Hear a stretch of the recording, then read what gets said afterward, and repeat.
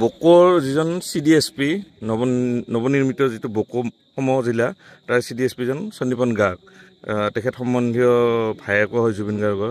এই ঘটনাটোৰ লগত সাঙুৰ খাইছে কি ক'ব খোজে চাওক প্ৰথম কথা হ'ল আজি তাৰিখৰ গোটেই অসমবাসী ৰাইজে মই কেৱল জুবিন অনুৰাগী বুলি মই নকম গোটেই অসমবাসী ৰাইজে অসমৰ সমাজ জীৱন প্ৰতিটো জাতি জনগোষ্ঠী প্ৰতিজন ব্যক্তিয়ে তেখেতৰ যি মৃত্যু সহজভাৱে মানি লোৱা নাই কাৰণ অসমৰ পৰা এটা সম্পদ যিহেতু হেৰাই গ'ল যিটো সম্পদ কোনোকালে অসমত আৰু জন্ম নহয় কোনোকালে অসমে নাপায় গতিকে সেই সম্পদ হেৰাই যোৱাৰ যিসকল ব্যক্তিৰ নাম ইয়াত সাঙুৰ খাইছে মোৰ আহ্বান মুখ্যমন্ত্ৰীৰ প্ৰতি এইটো থাকিব যিহেতু ডাবল ইঞ্জিনৰ চৰকাৰ কেন্দ্ৰত চৰকাৰ আছে দিল্লীত চৰকাৰ আছে ভাৰতবৰ্ষৰ চতুৰ্থ ইকনমি ৰাষ্ট্ৰলৈকে পৰিণত হৈছে গতিকে ভাৰতবৰ্ষই বিশ্বৰ সকলো দেশলৈ যাব পাৰে গতিকে যিসকলৰ নাম সাঙুৰ খাইছে সেই চামকণ মহন্তই হওক সিদ্ধাৰ্থ শৰ্মাই কওক শেখৰজ্যোতি গোস্বামী কওক সন্দীপন গাৰ্গ যায়ে নকওক সকলোকে ইমিডিয়েট ধৰি আনিব লাগে এৰেষ্ট কৰিব লাগে কাৰণ ভাৰতবৰ্ষৰ আইনী ন্যায় ব্যৱস্থাত ধৰিব নোৱাৰে বুলি কোনো কাৰণ নাই কাৰণ ধৰি থৈ দিয়া মানুহলৈকে ধৰি তেওঁলোকে পুলিচ কাজত ৰাখি থৈ দিয়কচোন তেতিয়া তেওঁলোকে কোনো ধৰণৰ যি তথ্য গাপ দিব নোৱাৰে লুকাব নোৱাৰে SIT গঠন কৰিছে মই আশা ৰাখিম আৰু মোৰ অনুভৱটো এনেধৰণৰ আজি তাৰিখত যে জুবিন গাৰ্গ সিদিনাখনে জাষ্টিছ পাব যিদিনাখন জুবিন গাৰ্গৰ মৃত্যুৰ সৈতে সাঙুৰ খোৱা ব্যক্তিসকল দুখীসকল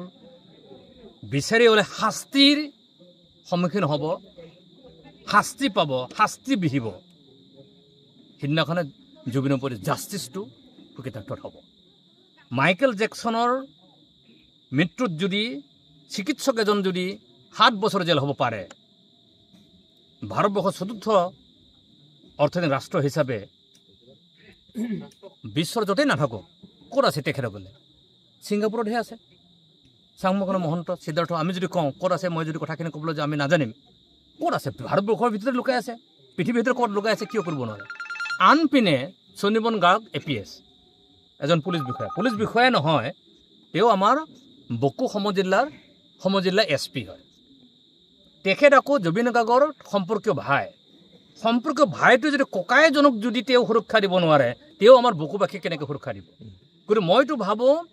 আইনে কি বিচাৰ কৰে কি শাস্তি দিব সেইটো পিছত কথা মই ভাবোঁ এই মুহূৰ্তত মুখ্যমন্ত্ৰী ডাঙৰীয়াই ভাৰতবৰ্ষৰ গৃহ বিভাগে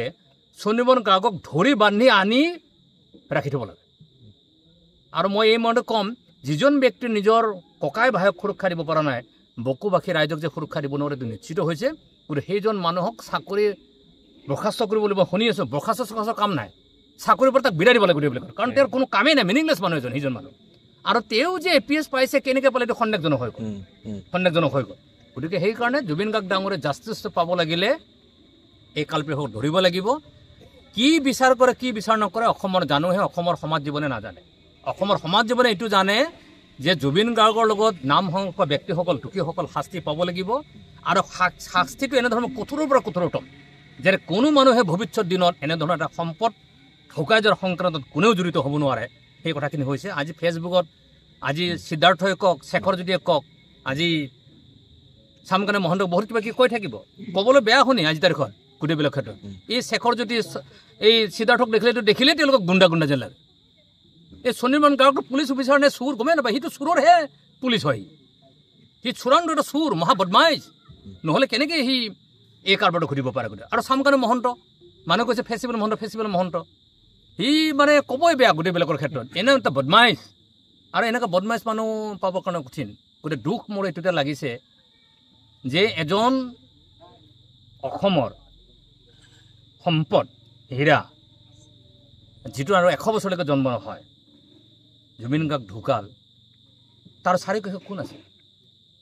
অসমীয়া এজন হীৰাৰ যে সম্পদ যদি আমি অসমীয়া মানুহ বৃহত্তৰ অসমীয়া বুলি কথা কৈছোঁ তাতে যদি আমি সুৰক্ষিত নহয় বিশ্বৰ চতুৰ্থ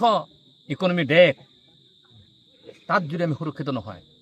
ছিংগাপুৰ নিচিনা ঠাইত য'ত আটাইতকৈ বিশ্বৰ সুৰক্ষিত এখন ঠাই তাত যদি জুবিন গাৰ্গৰ নিচিনা ব্যক্তি সুৰক্ষিত নহয় সাধাৰণ খেতিয়ক সাধাৰণ শ্ৰমজীৱী মানুহ ক'ত সুৰক্ষিত হ'ব গতিকে সেইকাৰণে কঠোৰৰ পৰা কঠোৰ হ'ব লাগে মুখ্যমন্ত্ৰীৰ ওচৰত মোৰ এইটোৱে আহ্বান যে কিমান দিন লাগে নালাগে সেই কথাখিনি চাব দৰকাৰ নাই গতিকে যিমান পাৰে সোনকালে আজি এসপ্তাহ পাৰ হৈ গ'ল গতিকে সামাজিক নীতি নিয়ম কি হ'ব লাগে চলি থাকিব তাত সেইটো বেলেগ কথা এটা চলিব সমাজৰ নিয়ম চলিব লাগিব গতিকে মই ভাবোঁ 15 দিনৰ ওপৰত বেছি সময় হ'ব নালাগে ধৰিব লাগে শাস্তি কৰিব লাগে আৰু এই গোটেইকেইটাক যদি 3rd ডিগ্ৰী দিয়ে এনেই ওলাই যাব আৰু 3rd ডিগ্ৰী দিব লাগে আৰু নোৱাৰিলে তেখেতসকলে গোটেই অসম ৰাজ্যক এৰি দিয়ক আমি চবে 3rd ডিগ্ৰী দিম ওলাই যাব